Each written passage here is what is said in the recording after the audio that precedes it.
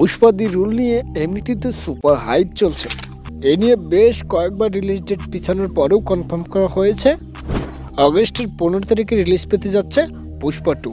কিন্তু এইবার একটি নতুন গুঞ্জন শোনা গেল যে পুষ্পা 2 রিলিজ ডেট আরও এক ধাপ পেছানো হবে। এদিকে পুষ্পা ফ্যান্সরা তো ধৈর্য ধরতে ধরতে পাগল অবস্থা। বিভিন্ন মিডিয়া থেকে শোনা যাচ্ছে যে এই পুষ্পা 2-র কাজ এখনো সম্পূর্ণ করতে পারছে না মেকাররা, আর একদম সব কিছুর ব্যাপারে শিওর না হয়ে ফিল্ম রিলিজ দিতে যাচ্ছে না director Sukumar Ray.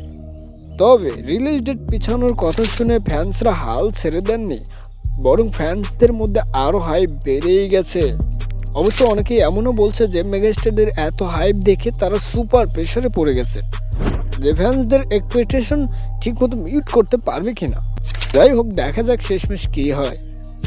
Movie, web series, নাটক, নায়ক নায়িকাদের গল্পর আপডেট জানতে আমার এই চ্যানেলটিকে সাবস্ক্রাইব করে পাশের বেল আইকনটিকে প্রেস করে দিন।